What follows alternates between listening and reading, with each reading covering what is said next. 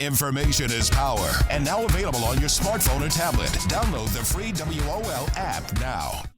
The topics, views, and opinions expressed on the air and via All Igniting Change with Barbara Arnwine, platforms by host Barbara Arnwine Esquire, guests, and supporters are their own and are independent of any organization, entity. Nothing said on the show or any of its platforms constitutes a client-attorney relationship or serves as legal advice counsel. No liability, explicit or implied, shall be extended to Igniting Change, its platforms, or the show's host. It's time now for Igniting Change, a weekly provocative and empowering program where you, the listener, can ignite change. Now here's your host, Barbara Arnwine. Get up, stand up. Good afternoon, everyone. Welcome to Igniting Change. Oh, do we have a show for you today? Because you've been out in these streets, I am just amazed at how many people are expressing their outrage at what's been going on in this nation, and you've been out in these streets making sure that people know that you're not having it, that you're not supporting it. Thank you, thank you, thank you. Our show today is right up the alley of what's been going on around the nation. We're going to be talking about from the murder in Minnesota to ICE abuses across America. Walk out on fascism. Whoa, it's quite a subject. And you know, I got to bring up my mighty co-host because nobody can talk about it better because you know he's been out in these streets walking and protesting and making sure that people know that democracy demands that the people be vigilant. Oh, I am so happy to introduce again to this national audience our amazing co-host. He is the leader of the board of the Transformative Justice Coalition, one of the nation's most brilliant, innovative, and bold attorneys. I'm talking about none other than attorney Daryl D. Jones. Hey, Daryl. Hey, Barbara. Must be Tuesday, must be noon Eastern Standard Time because we're talking about igniting change. Barbara, let me tell you, I know I say it week in and week out, but my goodness, what has happened since the last time we were together last Tuesday? I think that Bob Marley must have been really, a premonition or something, because all I can think of is American people are saying, get up, stand up, don't give up your rights. And they are standing up across the country, standing up in Minneapolis, standing up in D.C. I was excited, Barbara, to stand up with the folks in D.C. this past weekend with the rally that they held there in honor of Miss Good.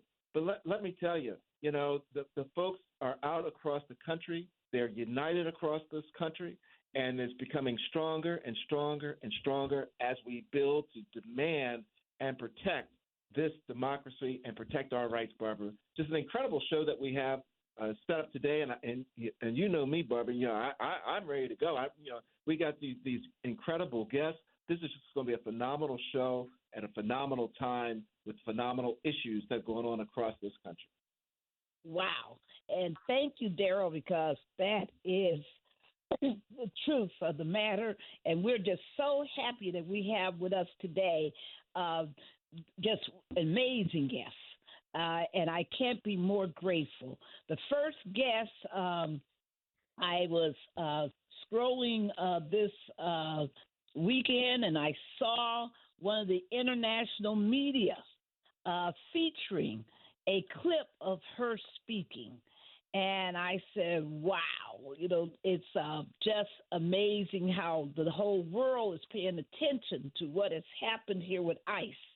And it's so important that we are happy to welcome to our show again. It's been quite a number of years, but I am so glad that she is one of the most amazing attorneys out there fighting for the rights of people in Minnesota and Minneapolis and across this nation. I am happy to introduce attorney Nikema Levy Armstrong, who is a civil rights attorney from Minnesota. She is an award-winning civil rights attorney, longtime racial justice advocate, and former president of the Minneapolis NAACP. She's a graduate of the University of Southern California and the University of Illinois College of Law. She has spent her career fighting systemic inequities, leading protests against police brutality, including the George Floyd movement, and shaping public policy in Minneapolis and St. Paul. She previously served as a law professor at the University of St. Thomas, where she founded the Community Justice Project and has been a prominent voice in national, and you heard me mention international media on issues of race, policing, and community empowerment. Welcome back to Igniting Change, attorney Nikema Levy Armstrong. Thank you so much, Barbara and Daryl, for having me on your show. And one thing I'll add that's really important to me is the fact that my first job coming out of law school was at the Lawyers Committee for Civil Rights under law in Washington, D.C., as a fellow under your leadership, Barbara. So I just want to thank you for everything I learned during my time working for you and with you, and I've carried those lessons forward into all that I do. So thank you so much. Well, you are amazing. I could not be prouder of the amazing work you've done and the leadership that you provide. And I just, I'm so glad that you were able to join us because we know you are pressed. For so much time, so much is still going on around this ungodly, evil shooting of Renee Nicole Good. So let me, Daryl, I'm going to let you introduce our second guest. Mm-hmm. And I got to tell you, Barbara, before I do that, when we were sitting here and we're listening to the talk with regards to all that Attorney Armstrong has done and what she's been through, when I saw she was a professor, Barbara, at St. Thomas for law school, I went to the wrong law school. I mean, I went to cold Baltimore when I could have been at St. Thomas. Come on now. Well, St. Thomas is in Minneapolis. It's in cold Minneapolis. It's a weird thing. It's called St. Thomas, but it's not what you think. All right. Come on, Daryl. Bring up our next guest. but speaking of hot places, our next guest is somebody that knows how to heat it up, and she heats it up constantly for the good of our democracy and for the good of our world order, quite honestly. She's Keya Chatterjee, and Keya Chatterjee is the executive director of the Free DC Project. She is a social and climate justice leader, nonprofit executive. She's an author known for building inclusive movements for environmental and democratic rights. She currently serves as the executive director of Free DC and previously led the U.S. Climate Action Network. Her career includes senior roles at the World Wildlife Fund, USAID, and NASA, along with service as a Peace Corps volunteer in the first country to recognize the United States, that being Morocco. She is also the author of The Zero Footprint Baby and holds a bachelor's and master's degree in environmental science from the University of Virginia, UVA Cavalier. Welcome, Keya Chatterjee. Thank you so much for having me. I have not heard so many elements of my bio in a long time, and it's lovely to be with you today. It's an honor.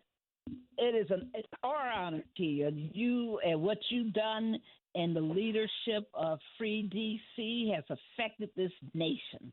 And without you, I don't even know if there would be the kind of movement nationwide against the ICE abuses and the National Guard occupations that you've been at the forefront of. Thank you so much for your leadership. Well, let's get into the questions because we're aware that Nikema Armstrong will need to leave us early at 12:30. So let me get right into your questions so that we can make sure that our audience.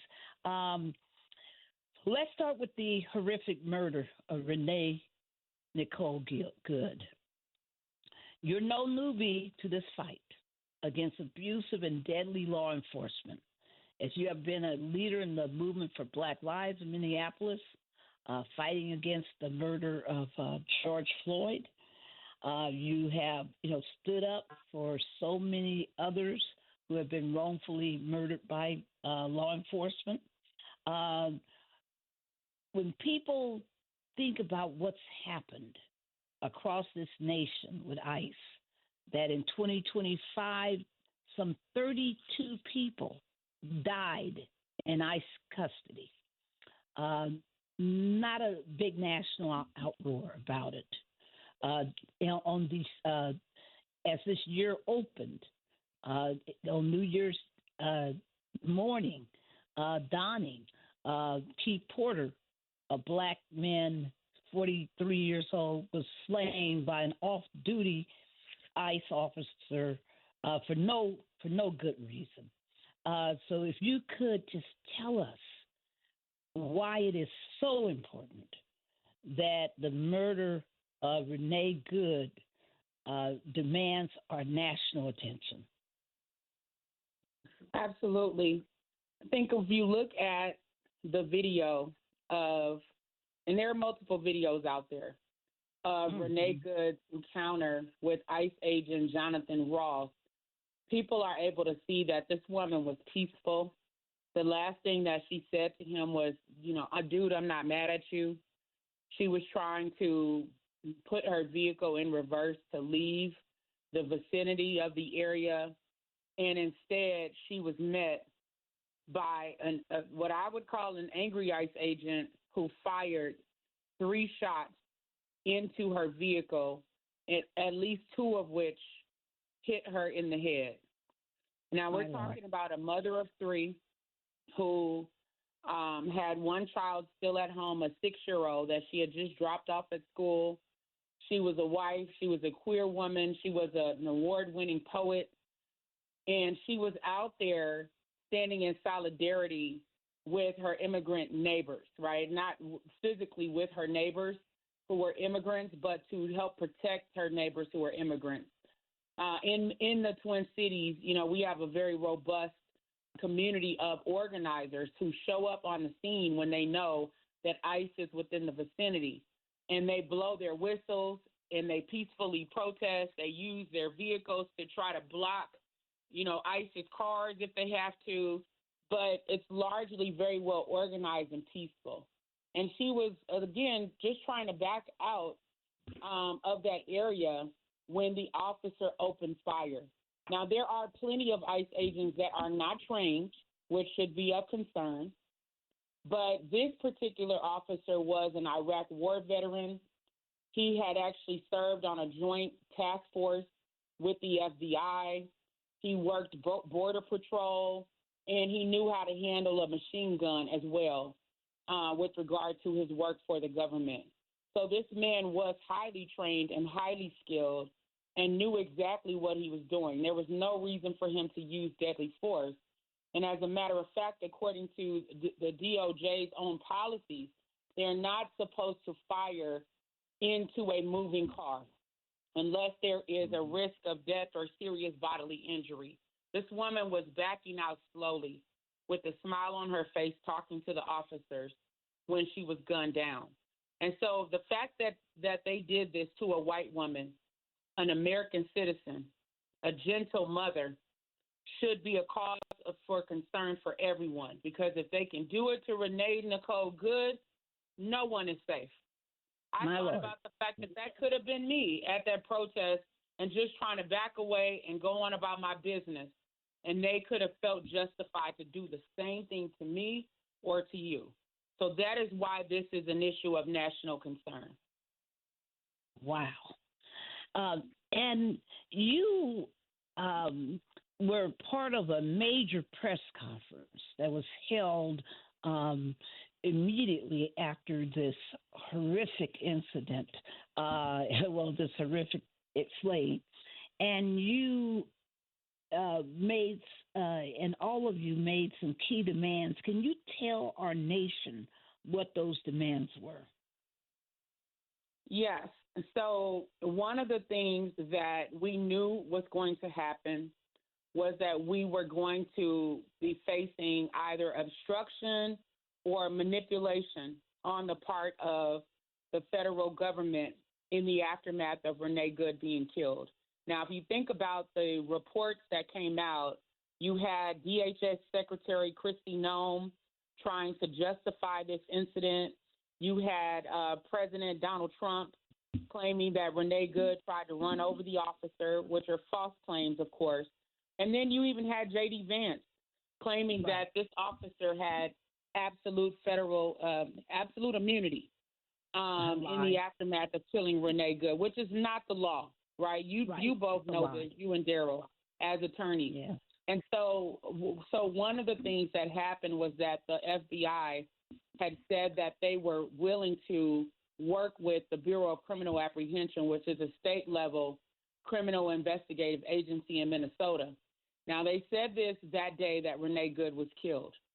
And so that evening, we put out a press release calling for local control of the investigation because, again, we already knew that there would be shenanigans. And so by the next morning when we woke up to the news that the FBI had decided to exclude Minnesota law enforcement agencies from participating in the investigation and that they would shield them from any evidence that they uncovered. And so that meant that our elected officials were sort of resting on their laurels, saying, well, the FBI won't let us into the investigation, so there's nothing we could do. But thankfully, we already had a press conference scheduled for that afternoon. And during that press conference, we laid out the facts and the law to let the public know and our local elected officials know that they had the right and the power to charge Jonathan Ross, to investigate the case, and if there is probable cause, which we believe that there is, they should arrest Jonathan Ross. And so during that press conference, we laid out various demands, one of which included release of the name of the officer, because that had not been public knowledge, and so the Star Tribune released the name of the officer. That's how we found out it was Jonathan Ross.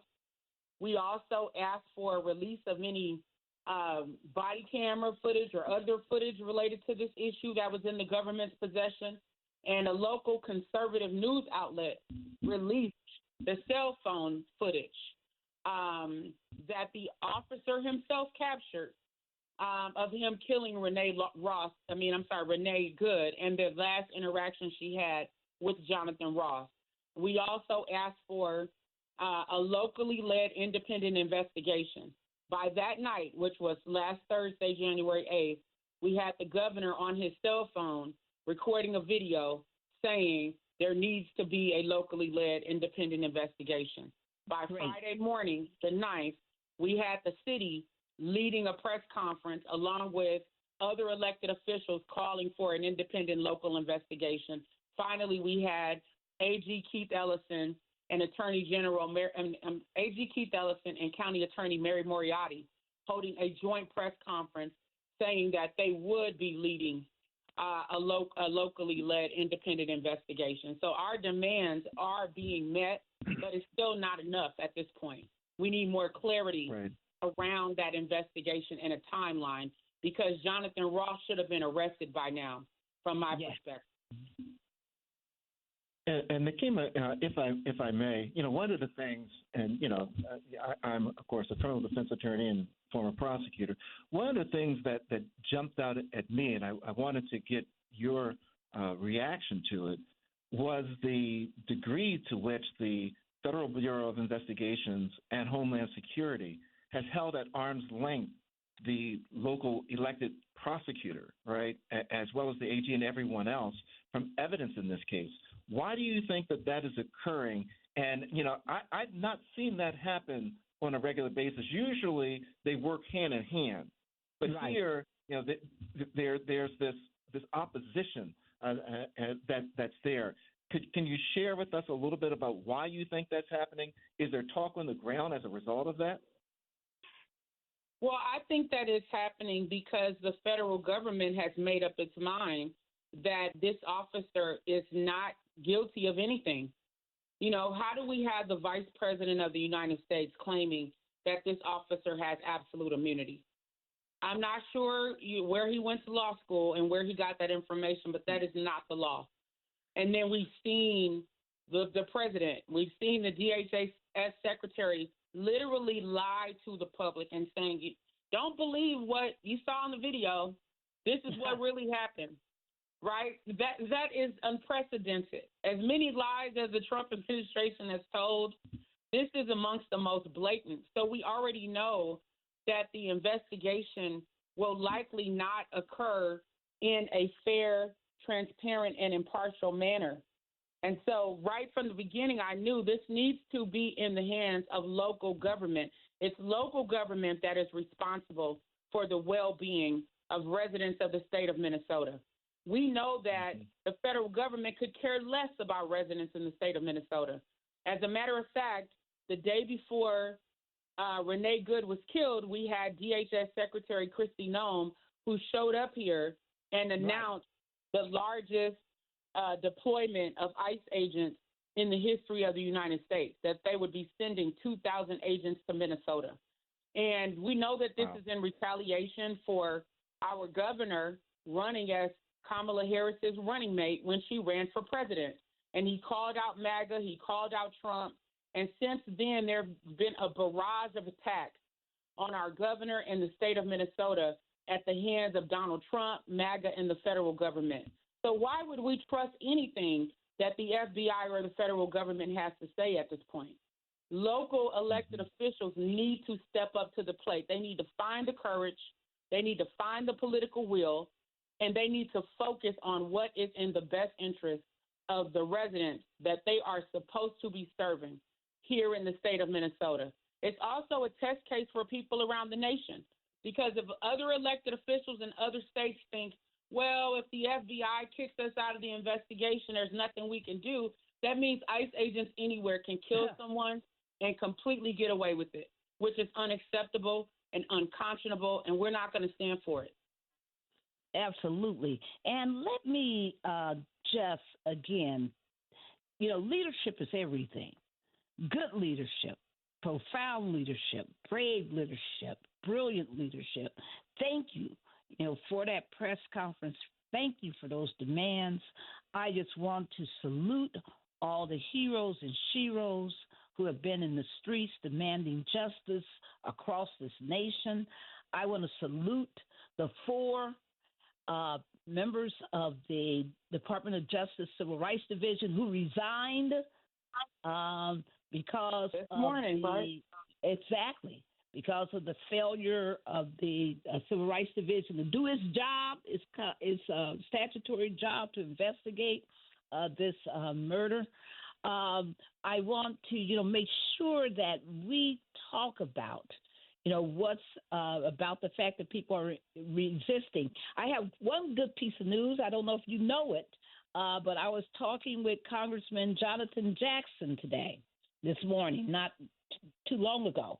And he informed me that he is packing his bags and will be heading to Minneapolis for a Friday congressional field hearing that will be held in Minneapolis to look into this killing. Yes, this killing of Renee. We didn't know anything about it. Let me know if some of us can be invited to be a part of that. Because that is critical, because Congress has oversight of ICE, and they've been sitting down on the job, unfortunately, up to this point.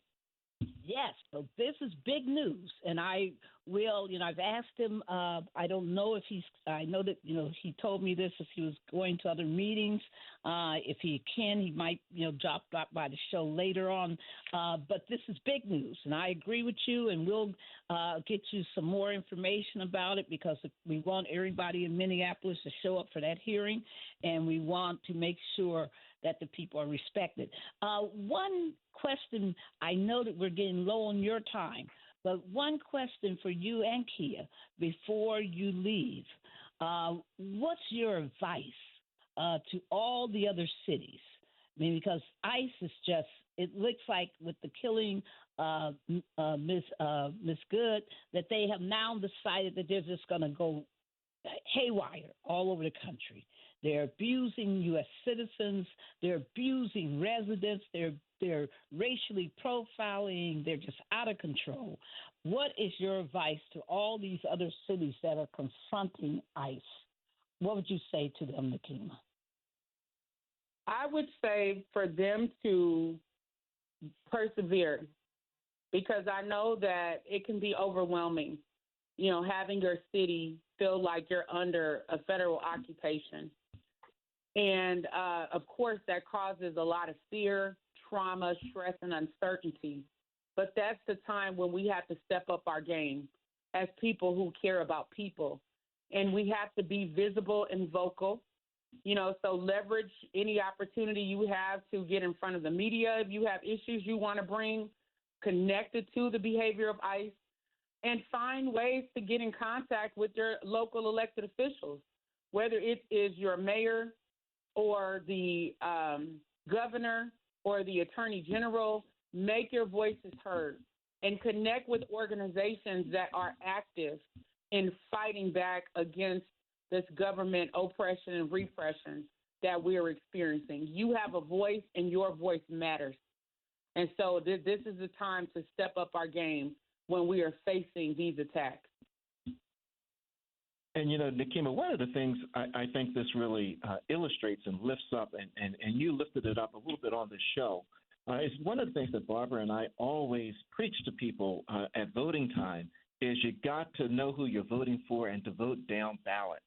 When you get to voting for prosecutors and judges, it matters. Nikema, this is a shining example of why it matters who your local elected prosecutor is, and having the courage to step up and represent the people that elected that person to carry forth their duties in situations such as this. So I really wanted to thank you for lifting that up, that segment of what you're doing. We're so appreciative of all the action and all the forceful moves and positive moves that you have made, and being certain that justice is brought forward for Renee Nicole Good. So thank you so much for being with us, Nikema. If people want to get in contact with you, how do they get in contact with you? I would say probably the quickest way is through Instagram, messaging me. My Instagram handle is @NikemaL. They can also email me, Nikema Levy Armstrong @gmail.com. It's a long name, so that's why I think Nikema L, Nikima is the best and quickest way to get in touch with me. But I just want to extend my gratitude to you both for all of the work that you do day in and day out to lift up our people and to fight for justice and to create space for us to come on and to be able to inform the people.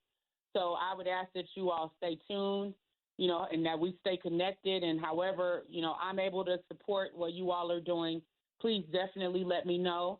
And I ask that people pray for us in the state of Minnesota and in the Twin Cities, because this could be a very long battle, but we are determined to persevere just as we did in the fight for justice for George Floyd until we see justice for Renee Nicole Good. Amen. And before you leave, Keya, I know you have a word because you've been talking to people throughout this country, Free DC, and we got this big protest coming up, nationwide protest coming up next week on Tuesday, the 20th. I know you have a word to say to Nikema before she leaves. Oh, I just want to express gratitude, honestly. I think that it's so important what you all have done to reveal what happened, having that video out so fast, like mobilizing so fast, redeeming the target when they go after her, making it clear, just what an incredible injustice this is. And then I think the key thing that that is so important is that you just are not accepting this sham FBI investigation, and that we together as a country right now can say with one voice, like, no, we don't accept that. That's not okay. And that like lays the groundwork for us to demand nationwide things like that we freeze funding to these agents that have no accountability and are wandering around shooting people, which has been happening in D.C. now for months.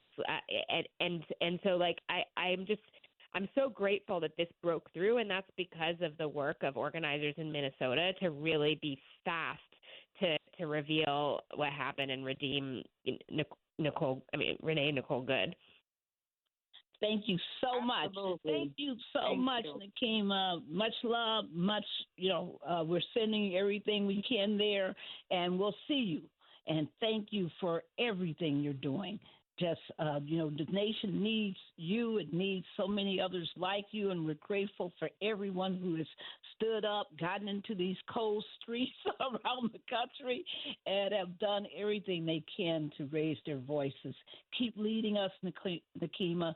We'll keep up with you. We'll have you back. Thank you so, so much. Thank you all so much as well. This has been powerful. I really appreciate this opportunity. Thank you. All right. Wow, Daryl. Wow. What a moment we're in as a nation. There's so much going on. I mean, ICE is just out of control. Everybody saw the abuse that they did to the young man right outside of Minneapolis, a U.S. citizen who they beat. Wow, arresting him. He's yelling, and everybody else is yelling. He's a U.S. citizen, and they're just, all they're doing is making sure that people are, staying away. And then they rush him into the car. They finally, once they get him in the car, apparently they run the information while they're driving him to whatever detention center. And at that moment, they realize he is, in fact, a U.S. citizen. So what do? Do they apologize? Do they take him to a hospital to get, treated for all the abuses? No, they throw him out of the car at a Walmart miles away from where they got him, picked him up. And the most beautiful thing in the world is the people at that Walmart, when they see how he's thrown out, rushing up to him, offering help, expressing their dismay, their disbelief at what they have witnessed. Keya, we see this humanity all the time from our people. And this inhumanity of the policies that we're witnessing from this government does not mesh with the will of the people. What is it that we, the people, must do in this moment? Yeah, I mean, I think there's just way too many stories like the one you just described. Right. We've got to get ourselves organized so that we can make it clear that we are not going to tolerate this. And the power that we have seen it in action, right? We've seen our power as jurors.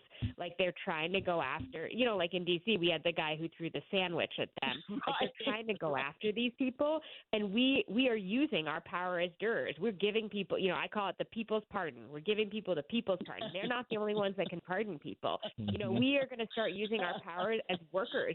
We got to stop going to work as long as they're doing this stuff. If they're kidnapping people off the streets, we're in the 6th month of a military occupation of the capital of this country. At some point, we're going to have to keep organizing ourselves, getting really, really organized into neighborhood groups, and be ready to say, no, we're not going to work. We're not buying. We're not going to school. We're not going to let anything continue until this stops. And I think that that's what we're working towards. But in the meantime, we have to build our base, and we have to respond to every single attack on us because, they're trying to take our rights away sliver by sliver and hope that we don't notice. And that's Wow. what we have to make sure we do. Be really no, we see what you're doing. You're trying to take away due process in D.C. So a bill passed in Congress. You guys probably saw this in the House. They passed a bill revoking all of this progress we've made in D.C., bringing back cash bail, bringing back, detaining people before lawsuits. And none of these things do anything for safety. It's all a sham, frankly, to suppress dissent in the Capitol in order for them to prevent a transfer of power. And we just, as a people, I think we are just, what we're seeing right now is that people are not going to let that happen. We are going to make sure that doesn't happen, and we are going to use whatever power we have, which, again, is a lot. Wow. And we are so Free DC, and I see the Women's March, and a whole lot of organizations are saying, let's fight back, let's stand up, and you have announced a January 20th. Everybody, mark your calendars. Tuesday, January 20th, walk out on fascism. Tell our listeners throughout the country, these mighty activists who listen to this show all over the country, all over the world, tell them why there's a walkout, what that means, how they get involved. Well, we're walking out because we are sick of what is happening, and we're doing it on January 20th is 1 year since this regime was inaugurated, since President Trump was inaugurated for that second time, and we have seen way too much, and so we are taking a step forward in what we're doing. We are not just going to be rallying on weekends and at night. We are going to say, you know what? We are at the point where we are willing to leave work.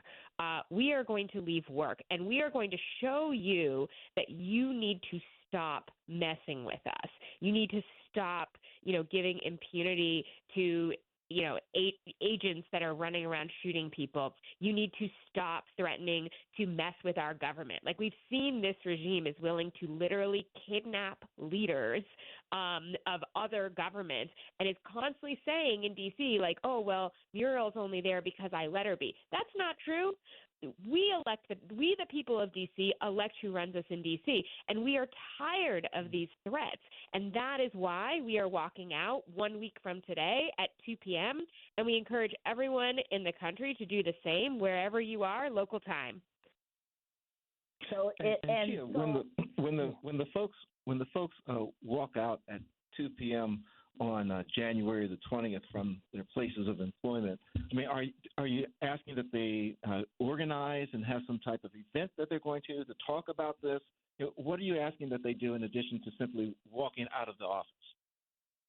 Yeah. So, I mean, different people are going to be at different places. And so, the people who are really ready to go, who are in D.C., we're inviting folks down to right in front of the Wilson Building. We'll be meeting at Pershing Park, and we will be gathering there to take our next steps. I'm not going to reveal too much here, but it's going to be a very fun, festive, and also impactful set of things that we do.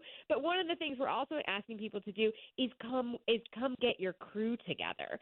So, like, who's going to be, like, we know that 2026, it came in real hot, and it's going to get hotter, and we want people to actually be in formation with a group of people. So we're also asking people this specific thing of, like, get your crew of 5 to 10 people who you're going to work with, you're going to show up with, and who are going to be your people who are going to be, sort of accountable to each other and also looking out for each other, as we're going to have to, do what it takes as a country to really come back from where we are right now, which is, what I would call, we were originally saying it was a backsliding democracy. We now describe this as competitive authoritarianism, which means that, like, yes, there are elections, but they've skewed the playing field so dramatically that elections have lots of steps to winning them instead of just the one of voting.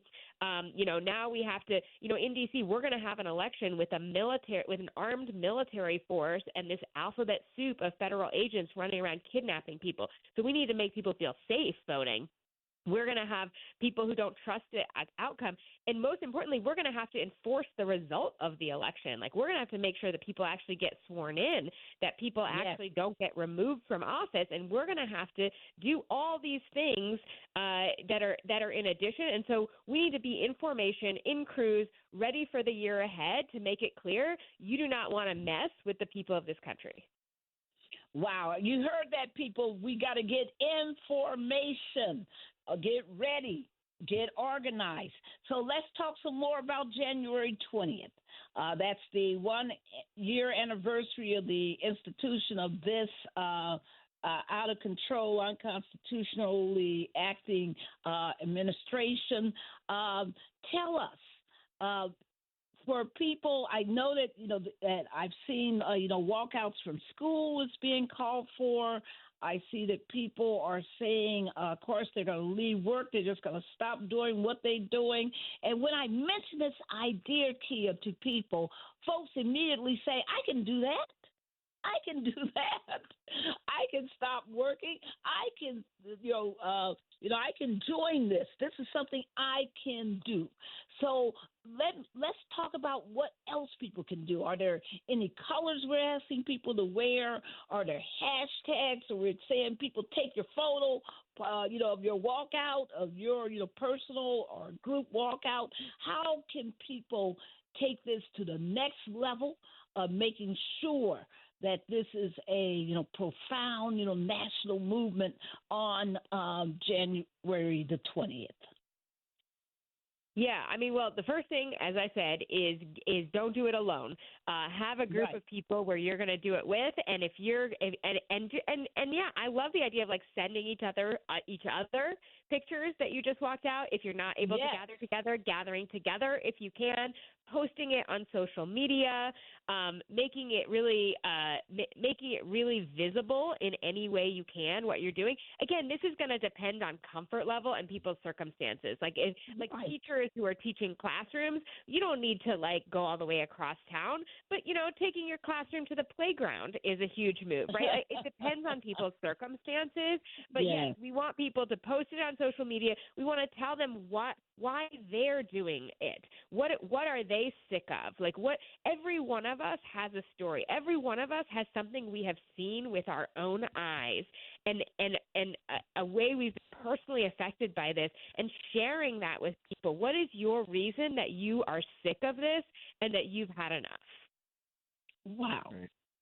And Keya, there are folks that are listening to this program, and some of them, and I can tell you, I actually encountered some of them this past weekend at the protest in D.C., where they were saying, well, it's the winter time, it's cold outside. I don't know if I want to be out in the cold. I'm not certain that this is something that I want to do.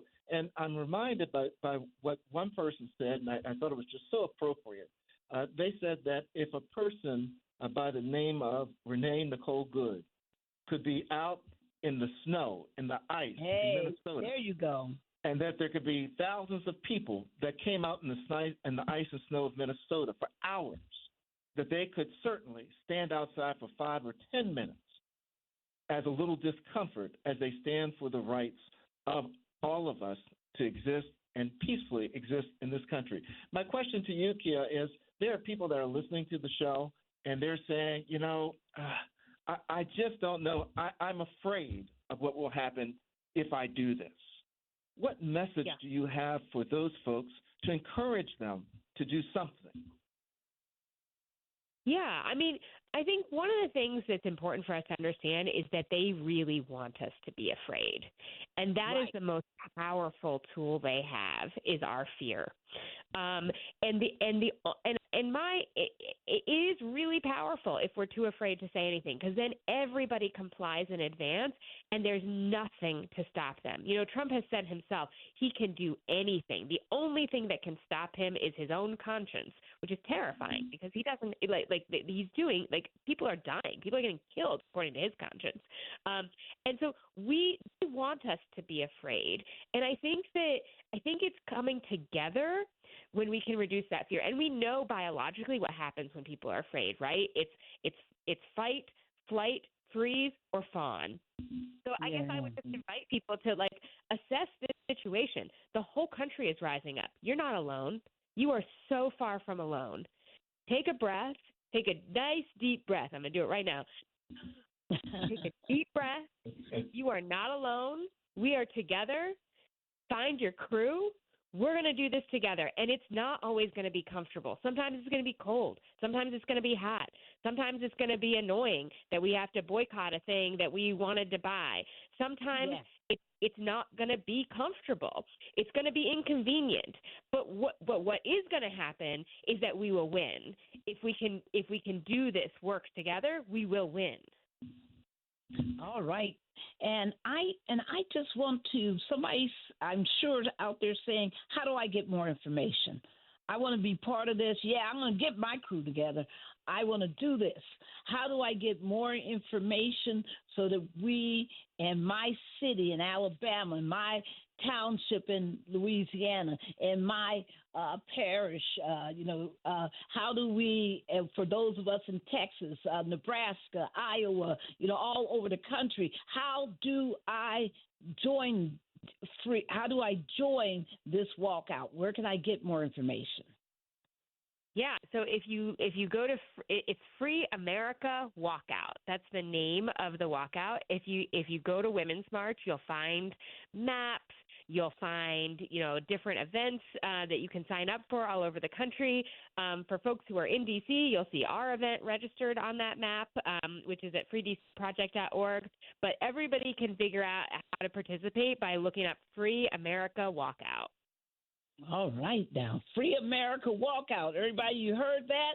Free America Walkout. Let's, talk about some other things that have been very disturbing. One of the ignored that the media has not been talking about, but we certainly have, all of us who have been watching the videos and other things, is that after shooting her, you can hear Ross saying that effing B. That effing B. There's been so much misogyny, so much, hate that has been generated by people, hating on activistic women, people talking about, banning civil disobedience. You had billionaires, I couldn't believe it, billionaires openly calling for the ending of the First Amendment in our country. We have had people talking about the President of the United States saying it was disrespectful to law enforcement when they've asked him, what did he think about the killing of Renee Good, and all he can talk about is, quote, they were disrespectful to the police. You've had Representative Roger Williams of Texas talking about if people don't, if you abide by law enforcement directions, you keep your life. You keep your life. I mean, we have heard some of the most right-wing, insane, responses, calling people domestic terrorists. We've seen, these prosecutors who resigned in Minneapolis, federal prosecutors, because they were being ordered to investigate Renee Nicole Good's wife. And they said, just no. When you see all of this, and given your, immense, experience, as an organizer, what are some of the top line conclusions that you come to about how we fight back in this moment? Yeah. I mean, so they're trying to dehumanize us, right? They're trying to divide us, and they're trying to dominate us. And so, what do we do in the face of that? We have to play as a team, right? We have to come together, and we have to come together across race, across gender, across all of our identities, and build together. And we just can't let them wear us down in this way. So we have to not just come together, but we have to care for one another, like really care for one another. And that is kind of a little bit of, if we're going to see some beauty in this horror show, it's that neighbors are looking out for their neighbors right now. They really are. That's what was happening when she was killed. And so, like, I think fundamentally, like, we are going to make this backfire on them because we're going to play as a team. We're going to have that collective courage that allows us to do things together that we might be afraid to do alone. We're going to stay unified, and we're going to stay focused, and we are not going to let anybody be picked off, and we're not going to let anybody take away our rights little by little. We're always going to respond, and we're going to do it together with love and with care and with joy. Because, again, we know what they're trying to do, and we know that there are many, many more of us that don't want to see our neighbors kidnapped, that don't want to see unaccountable law enforcement out there. And so we just have to stick together and care for one another. Amen. And can you, let's just for a minute, because I've seen all the social media and the poor daughter of Keith Porter and everyone calling for us to raise up his unlawful, vicious murder. I'm from Los Angeles, as most people know.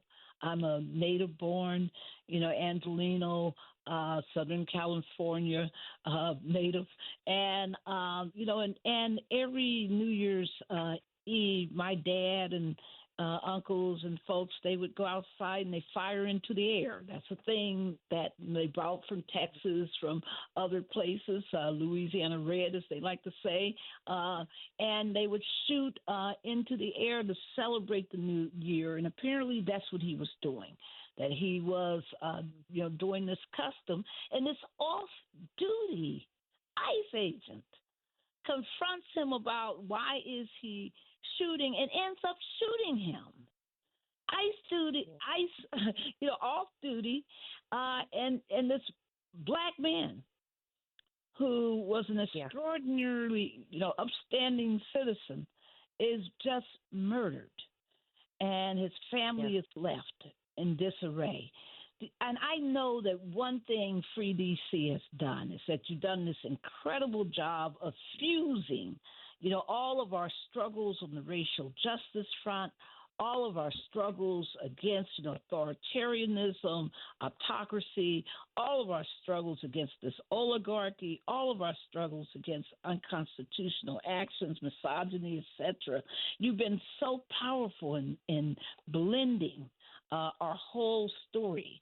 What do you want to say, to everybody out there who has lost a loved one or has a loved one detained right now unlawfully all over the country, who are afraid to walk out their doors for fear that their family will be profiled because of Justice Kavanaugh's ridiculous decision in the Perdonal case.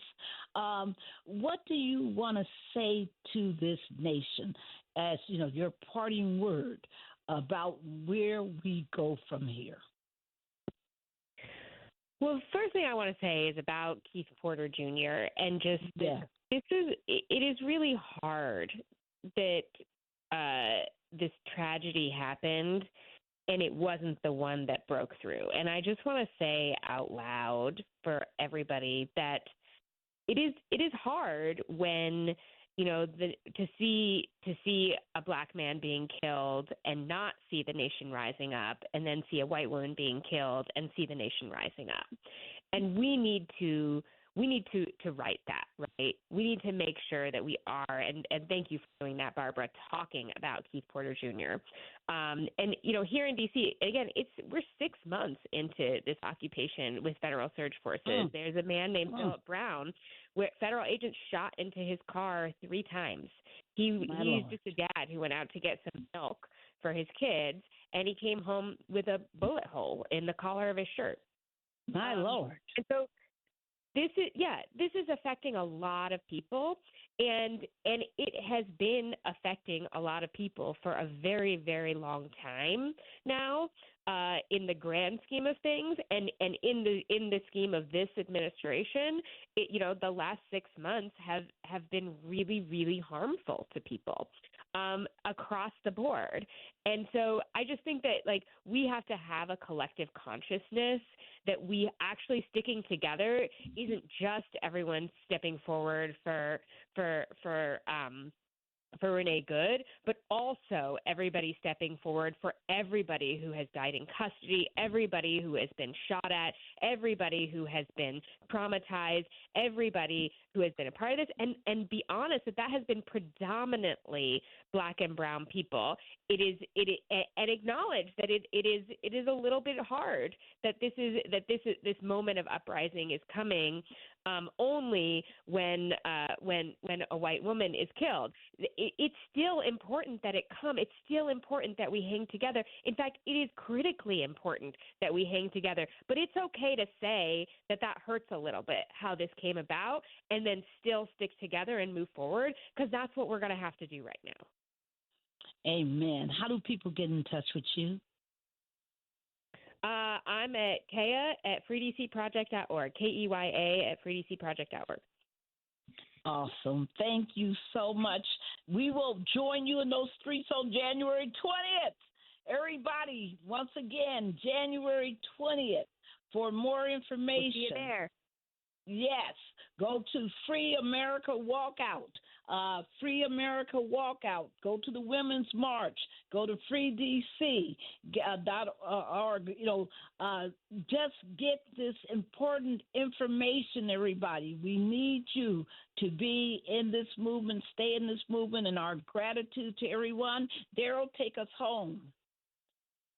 Thank you, Barbara. Certainly want to thank Attorney Nikema Armstrong for being with us today, and certainly huge thanks to Executive Director Keya Chatterjee for being with us as well. Folks, as we're talking, we know across this country, the Immigration, Customs, and Enforcement are going into our neighborhoods. They're going into our neighborhoods. They're upsetting our neighbors. We have got to be certain that we have the collective consciousness to stand with our neighbors, to stand for what is just, to stand for what is right. As we broadcast today, we've learning of an 18-year-old who went to the laundromat to do his high school student went to do his laundry in Morristown, New Jersey. ICE came busting in there and arrested this young 18-year-old kid for doing nothing wrong other than matching a description of what they think looks suspicious. Folks, we tell you, and we'll tell you again, we've got to stand up, get up, and do what's right. I tell you, as we move forward, we encourage you to go to tjcoalition.org, tjcoalition.org, and give to the Transformative Justice Coalition.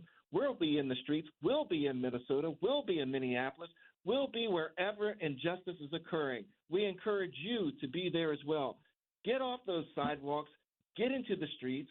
Get into some good trouble. And in the name of John Lewis, let's make America the best that it can be, and let's protect our neighbors.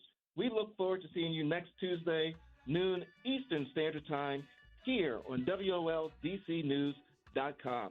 Peace, everybody. Peace. The views and opinions expressed in this program are those of the hosts and guests and do not necessarily reflect the views of Urban One Incorporated, Radio One, or any of its subsidiary companies. The preceding program was paid for by Barbara Arnwine.